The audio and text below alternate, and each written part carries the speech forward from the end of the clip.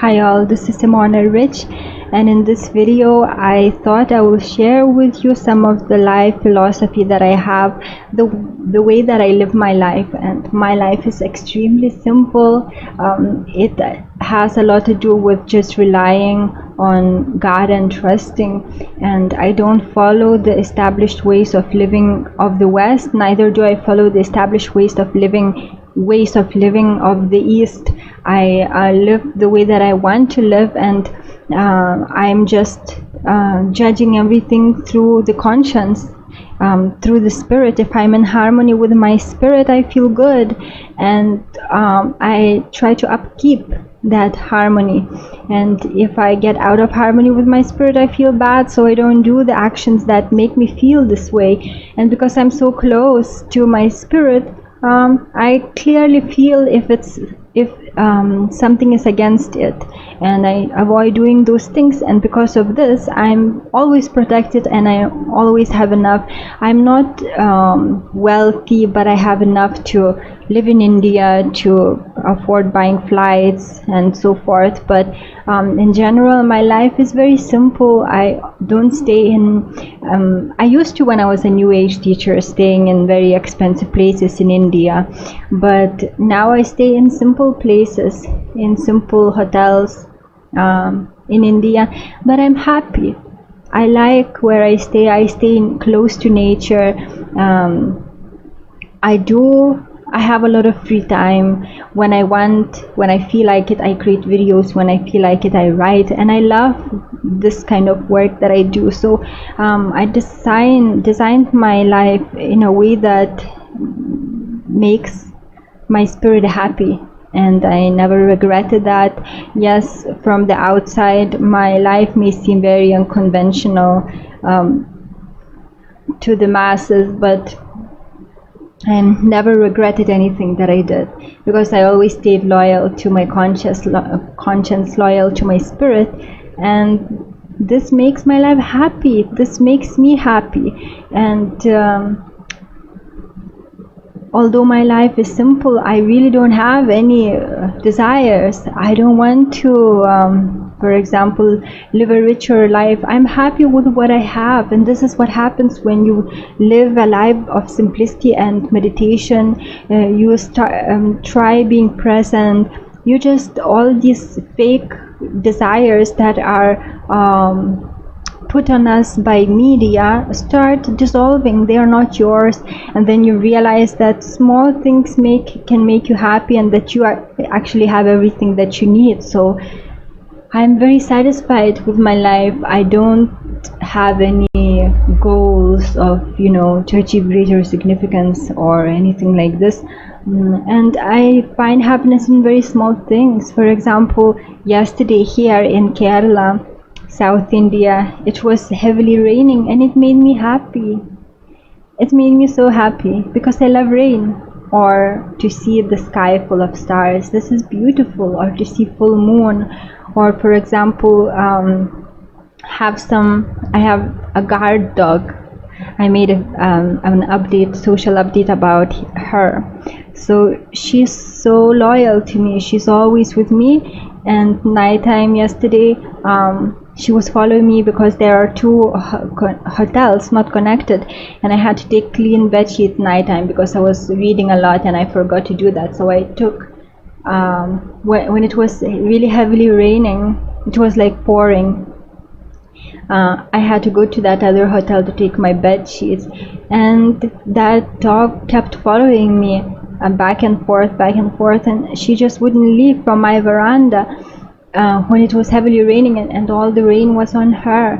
And so I took her in, and she was so sweet. She just lied down where I showed her next to the door, and she did not, she knew she was wet, and she did not make a mess in the room. She was just sleeping in that small corner, and I'm grateful for such moments. She was so sweet. I'm so happy to experience this kind of loyalty from a dog. So small things like this make me very happy. I don't have, even if I would experience some extraordinary lifestyle, I would not, my spirit would not be happy for that. It's just those things are of the ego. So small things make me happy, like the fact that I have that I can eat every day, that I can eat simple food every day, and I'm very happy for local eateries that provide food that is not expensive.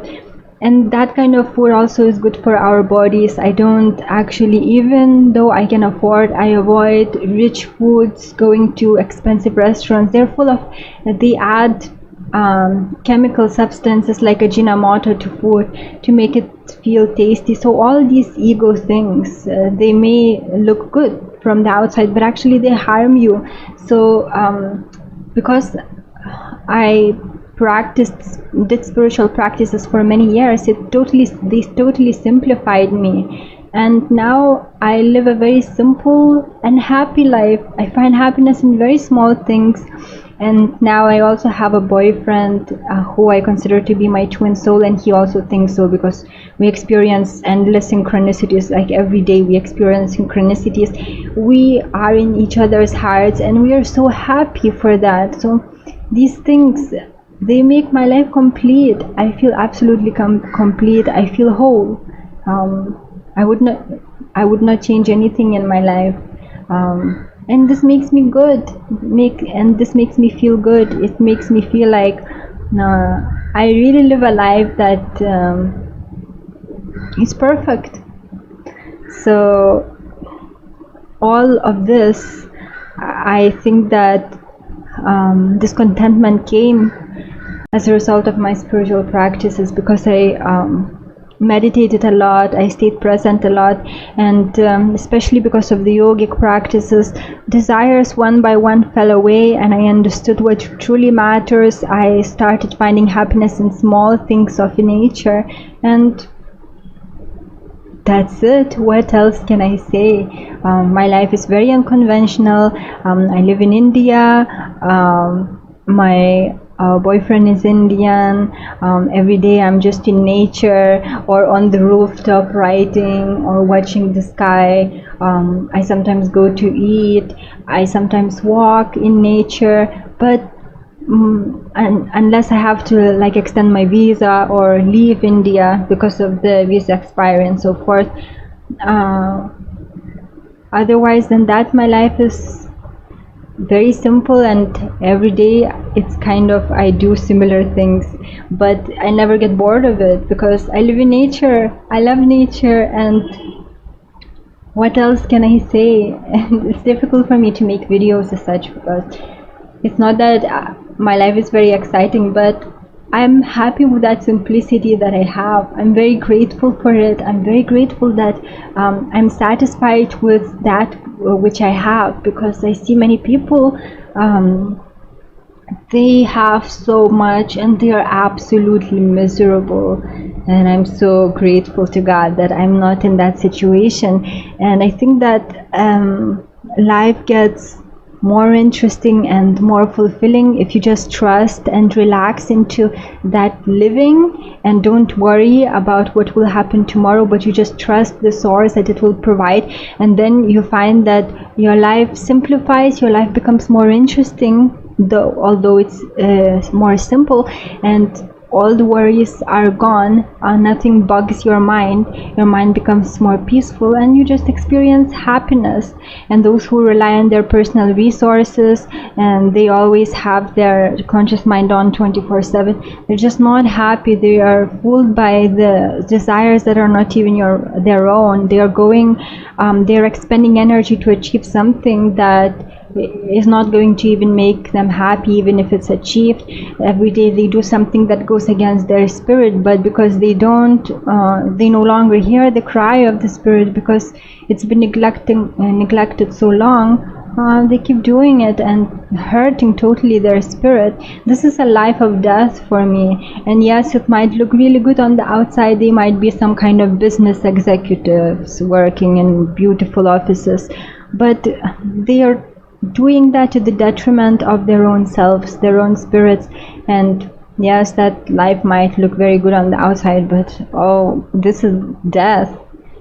This is living dead for me. So I'm very happy that I never neglected the voice of the Spirit. I always went by what it was leading me to do, and because of this I'm enjoying my life. And if you want to hear that voice of the Spirit, you have to stay present, you have to meditate, you have to dwell in between the gaps of the thoughts, to really center yourself in stillness, just to stop doing and just start being. And when you do this, you get in touch with that immortal part of you. Like in Taoism, it's called the root of you, the root of your being. And when you do, that is the Spirit, and it will guide you. It will try to get sensitive to it. And you do so, again, you can do so by staying present, staying still, not engaging in thinking, and then it will guide you, and it will lead you to a life that is truly fulfilling for you.